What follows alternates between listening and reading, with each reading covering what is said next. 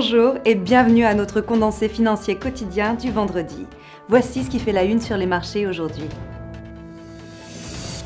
L'opérateur de réseau américain Comcast a informellement notifié la Commission européenne de son intention de faire une offre pour le groupe de télévision britannique Sky.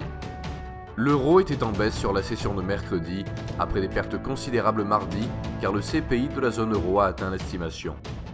Le cours du brut a perdu plus d'1% mercredi, après que le gouvernement américain a déclaré que les stocks avaient augmenté plus que prévu. La paire livre-dollar a montré une dépréciation solide sur les sessions récentes, perdant 1,5%. Le SSI montre un ratio vendeur-acheteur de 1,3. La paire dollar-yen a perdu 0,6% sur la dernière session.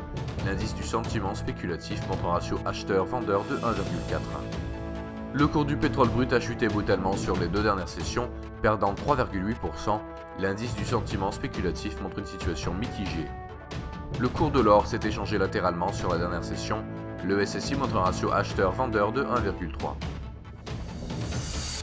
Les ventes au détail en Allemagne à 7h GMT, le produit intérieur brut au Canada à 13h30 GMT et l'indice PMI de la construction en Grande-Bretagne à 9h30 GMT.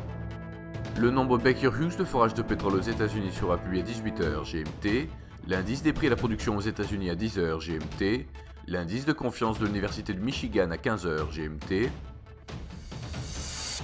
Nous espérons que vous avez apprécié nos perspectives marchés de ce vendredi. Nous vous souhaitons de la part de toute l'équipe une journée productive sur les marchés.